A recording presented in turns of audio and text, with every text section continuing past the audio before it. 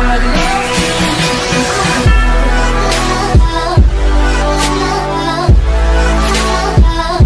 Morning friends. जैसा कि मैंने पिछले वीडियो में आपको बताया था कि 12th क्लास के 1.1 मैथ्स को पढ़ने के लिए मुझे सेट की ज़रूरत है, तो मैं सेट के बारे में थोड़ी सी जानकारी आपको दिया था। आज हम फलन, संबंध और फलन पे बात करेंगे, जिसमें सबसे पहले संबंध को जानना जरूरी है। तो मैंने उस दिन बताया था, सबसे पहले हम संबंध पे बात करें। माना ए और बी दो समुच्चय है, ये अगर दे देता है तो आर कोई युग्म समुच्चय है, आर कोई युग्म समुच्चय है तथा आर उप समुच्चय ए क्रॉस बी। यदि आर उप समुच्चय ए क्रॉस बी तो कहेंगे कि ए इज रिलेटेड टू बी, यानी कि ए से बी में संबंध है।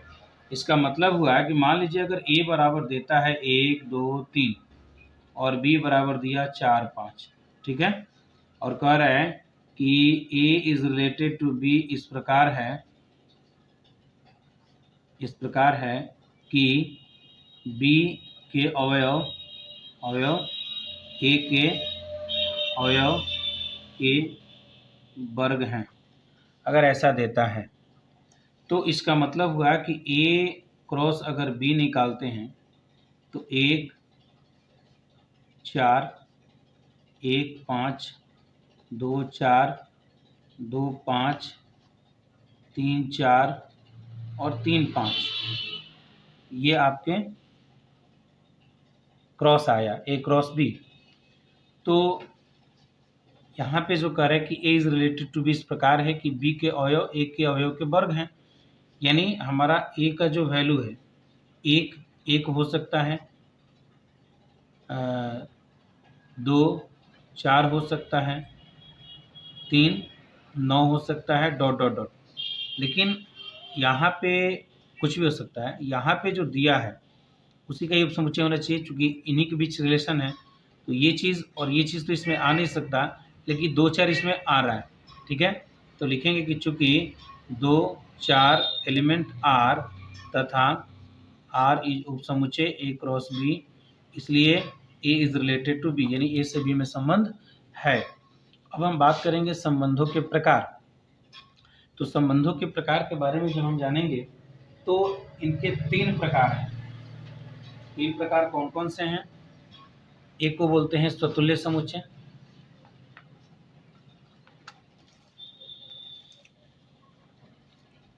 एक होता है, थोड़ा सा हम एक और चीज पे गौर कर लें, संबंधों की संख्या पर।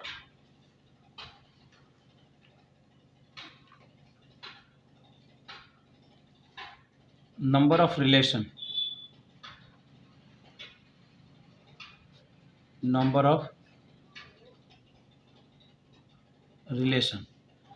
संबंधों की संख्या क्या है? तो मान लीजिए कि आपके पास ए कोई समुच्चय है जिनके अवयव पी हैं, बी कोई समुच्चय है जिनके अवयव क्यू हैं। तो ए क्रॉस बी के, ए गुणे बी के कुल उपसमुच्चय की संख्या आएगी 2 की पावर पी गुणे क्यू।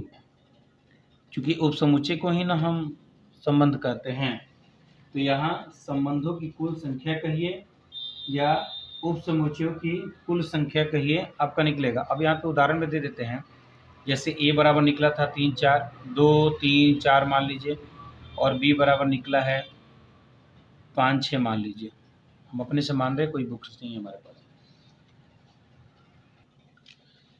यहाँ पे दिख रहा है ए बराबर 2 3 4, यानी कि हम लिख सकते हैं यहाँ पी बराबर आपको कितना आ गया 3 1 2 3। आप ये 4 का मतलब ये मत समझिएगा कि अवयव की संख्या यहाँ पे 4 है, 3 अवयव हैं, और यहाँ क्यू के बराबर है 2, यानी कि 5 और 6। आप ये मत समझिए कि 5 6 तो 5 6 लिखना चाहिए, नहीं, 1 2, यहाँ पे 2 अवयव है। तो आपके कुल उप समुच्चय की संख्या आ जाएगी ए क्रॉस बी बराबर 2 के पावर 3 गुणे 2 यानी कि 2 के पावर 6। यानी हम संबंधों की संख्या की बात करें तो 2 के पावर 6 हमारा आंसर होगा। अब हम इनके टाइप्स की बात करें तो पहला आता है स्वतुल्य। क्षमा चाहूँगा, राइटिंग मेरी अच्छी नहीं है। स्वतुल्य का मतलब क्या होता है कि हमारे पास एक ऐसा समुच्चय हो, यानी दिया रहता है कि R एक स्वतुल्य होगा, R एक स्वतुल्य समुच्चय है। कब?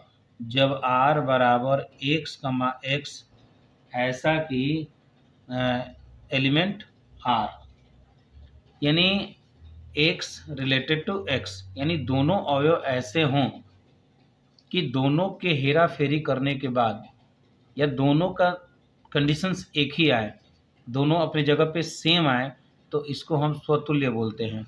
जैसे मान लीजिए एग्जांपल में देता है कि किसी फैक्ट्री में ए और बी दोनों काम करते हैं, तो क्या ये स्वतुल्य है? तो ए और ए एक ही फैक्ट्री में काम करते हैं, तो आपका ए और ए चूँकि दोनों एक ही फैक्ट्री में काम करते हैं तो स्वतुल्य का उदाहरण हुआ।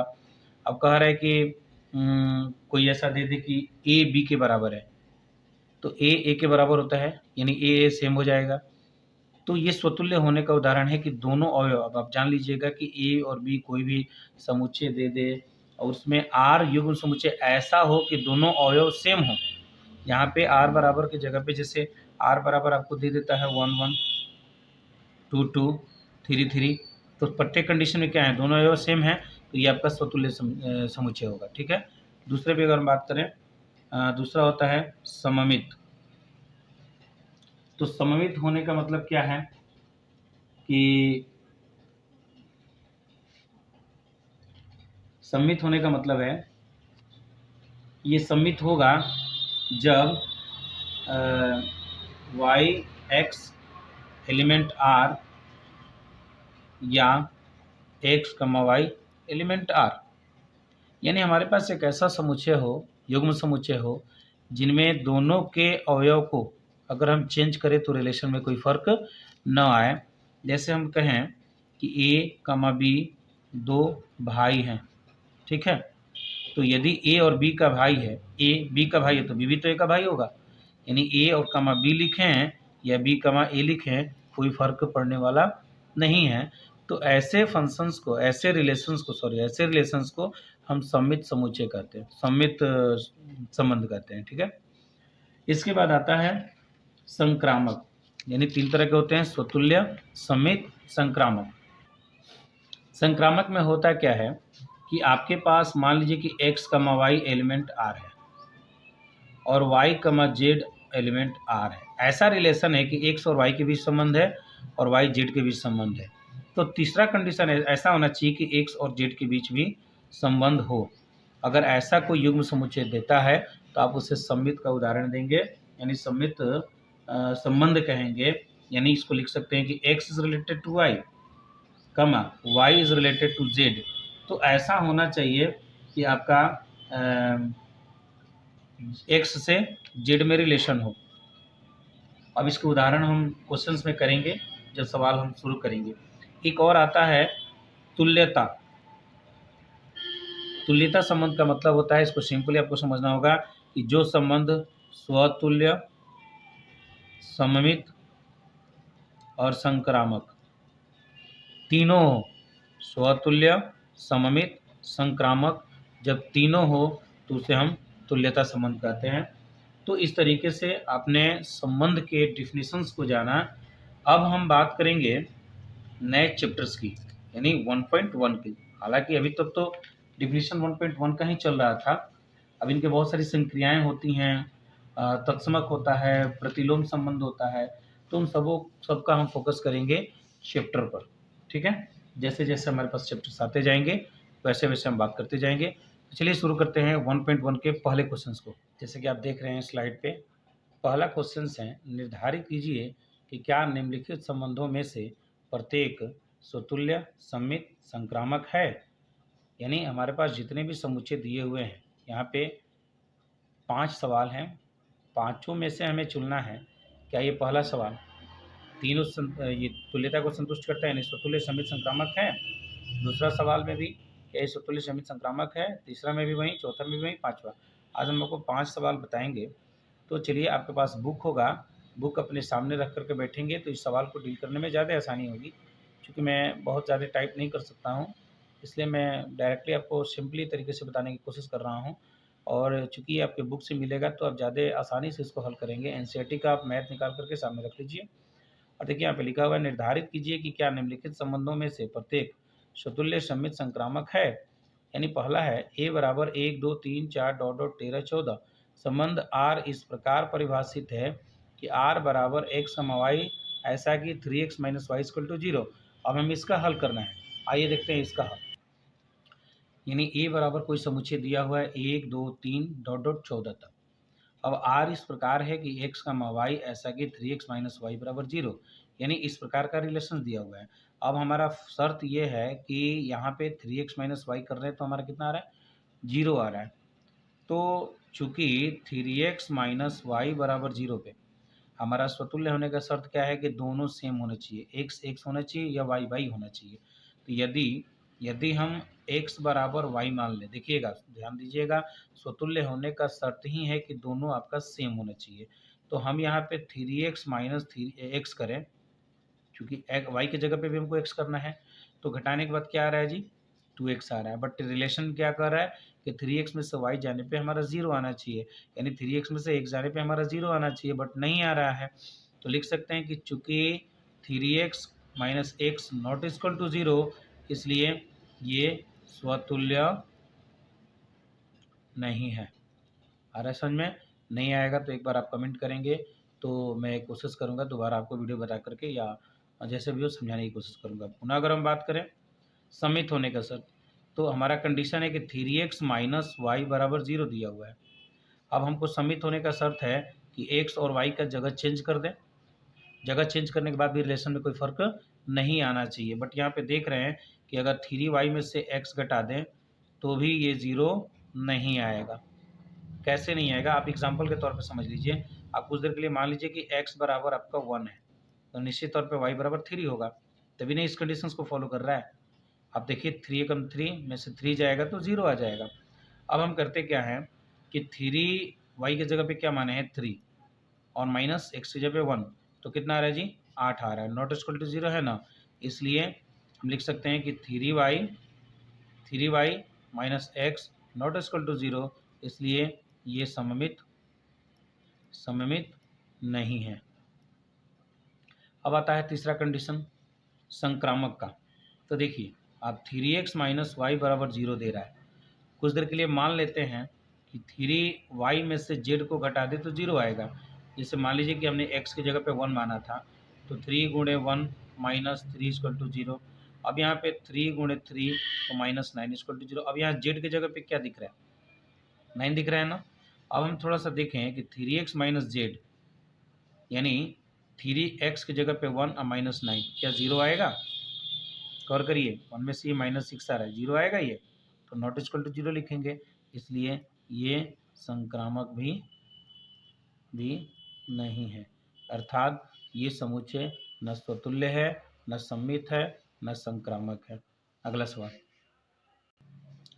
दिया है कि प्राकृत संख्याओं के समुच्चय n में r बराबर x कमा वाई ऐसा कि y बराबर x प्लस 5 कमा एक्स लेस देन 4, यानी x का वैल्यू 4 से नीचे है, छोटा है। तो हमें यहाँ पे फोकस करना है। दूसरा सवाल है आपके 1.1 का पहले का दूसरा सवाल है, ध्यान दीजिएगा, अपने बुक में निकाल लीजिएगा। अब देखिए कहने का मतलब है कि हमारा रिलेशन क्या है, y बराबर x प्लस 5। हम ज़रा सा गौर करें कि अगर x और y को सेम कर दें तो x बराबर x प्लस 5, क्या ये संभव है कि कोई संख्या अपने आपसे 5 अधिक हो जाए? ये संभव नहीं है। तो हम कह सकते हैं कि ये स्वतुल्य नहीं है। सेकंड इसका कंडीशंस ले लें कि y बराबर x प्लस 5 है, तो अगर हमने कहा कि x और y को चेंज करिए, इसके प्लेस को चेंज करते हैं, तो x बराबर y प्लस 5 संभव है क्या? यानी अगर y बराबर x प्लस 5 निकला था, अगर इमेजिन करिए कि x की जगह पे 1 रख रहे हैं तो y की जगह पे 6 होगा। अब यहाँ पे 1 रखेंगे और 6 + 1 5 11 आ जाएगा। तो 6 और 11 बराबर होंगे क्या? नहीं होंगे ना। तो यहाँ लिख सकते हैं कि नॉट इक्वल टू 0, इसलिए ये सममित भी नहीं है, सममित भी नहीं है। अच्छा देखिए, अधिकतर सवाल में ये होता है कि जो सममित और समतुल्य ना हो वो संक्रामक भी नहीं होते हैं। 90% क्वेश्चंस में ऐसे होते हैं, बट ये सब पे लागू नहीं होता है। तो अब देखिए y बराबर x + 5 मानते हैं, दिया हुआ है। अब मान लेते हैं कि आपका z बराबर या x बराबर z + 5 मान लीजिए, अर्थात इसको अंकों पे डिवाइड करें, मैंने डिसाइड करें तो निश्चित है कि 6 बराबर 1 + 5 आ रहा है। अब यहाँ पे x निकाले हैं, x की जगह पे 1 है, ठीक है। तो हम यहाँ पे 1 और इक्वल टू जेड की जगह पे कुछ भी लिखते हैं तो ये संभव नहीं है, यानी ये थर्ड कंडीशंस को भी फॉलो नहीं करेगा। ये थर्ड कंडीशन ये है कि y बराबर z + 5 नॉट इक्वल टू, ये कंडीशंस को फॉलो नहीं करेगा, इसलिए ये संक्रामक भी नहीं है। इस तरह से आपने दूसरे क्वेश्चंस को देखा, स्वतुल्य सममित संक्रामक नहीं है। अब हम बात करते हैं तीसरे क्वेश्चंस की। तीसरा क्वेश्चन है a बराबर 1 2 3 4 5 6 में संबंध r इस प्रकार है कि x, y ऐसा कि y x से विभाजित है। यानी तीसरे क्वेश्चन दे रहा है r बराबर x, y ऐसा कि y x से भाज्य है। गौर करिएगा, x से भाज्य है y। तो अब आपको गौर करना है कि आपका y x से भाज्य है, ये रिलेशन है हमारा। तो निश्चित तौर पे y से भाज्य होगा, ये कंडीशन तो सब में लागू होते हैं, यानी कोई भी संख्या अपने आप से भाज्य हो जाती है। देखिए y बट्टा y इक्वल टू कट जाता है, तो ये आपका स्वतुल्य है, ध्यान रखिएगा, ये स्वतुल्य है, ठीक है, ध्यान रखिएगा। अब आता है कि y x से भाज्य है। अब यहाँ पे डिफाइन करना है कि जब y x से भाज्य है तो क्या x y से भाज्य होगा। इसको भी एग्जांपल्स के तौर पे देख लेते हैं। यहाँ पे 4 है और यहाँ पे 2 है, तो 4 2 से तो भाज्य है, लेकिन क्या 2 4 से भाज्य होगा? नहीं होगा, ठीक है, नहीं होगा, इसलिए ये सममित नहीं है, ये सममित नहीं है। अब हम बात करते हैं संक्रामक की, ठीक है, संक्रामक की। तो जब y x से भाज्य है, यानी मान लीजिए कि 4 2 से भाज्य है, और मान लेते हैं कि आपका z जैसे 8 भी है, सपोज करिए कि 6 है, 6 2 से भाज्य, यानी कि z भी इससे भाज्य है। फिर भी आपका 4 जो है 6 से भाज्य, यानी कि y z से भाज्य नहीं है, यानी तीसरा कंडीशन यहाँ पे फॉलो नहीं हो रहा है, इसलिए हम कह सकते हैं ये संक्रामक भी नहीं है। बट हमारे पास एक और कंडीशंस आ रहा है, एक और कंडीशंस ये है कि हमको पहले ही दे दिया है a बराबर 1 2 3 4 5 6, तो इसी में से तीसरा कोई कंडीशन मान लेते हैं, ठीक है। तो तीसरे कंडीशंस में कोई भी हो, जैसे 4 2 की बात करें, ठीक है, 3 1 की बात करें, तो ये विभाज्य हो जाते हैं, भाज्य हो जाते हैं। तो ऐसे कंडीशंस में जब ऐसे शर्तें दे देती है तो हमारा सवाल पॉजिटिव हो जाता है। ऐसे कंडीशन में कह सकते हैं ये संक्रामक है, ठीक है। तो आपने देखा 3 सवाल, बाकी हम चाहेंगे कि आप होमवर्क के रूप में बाकी सवाल को बनाएं। हम अगले वीडियो में आपको इसके डायरेक्ट दूसरा क्वेश्चन जो है, ये पहला क्वेश्चन था, इसके दूसरे क्वेश्चंस को हम डील करेंगे। वीडियो को मैं बहुत ज़्यादा लंबा नहीं ले जाना चाहता हूँ, मैं चाहता हूँ कि सब लोग इसको बना सके, पढ़ सके, देख सके, इसलिए मैं वीडियो को छोटा ही बनाने की कोशिश कर रहा हूँ। बाकी जो समस्याएं होंगी, समझने में दिक्कत होगी, आप कमेंट करेंगे, मैं इसे सुधारने की कोशिश करूँगा। जय हिंद, जय भारत।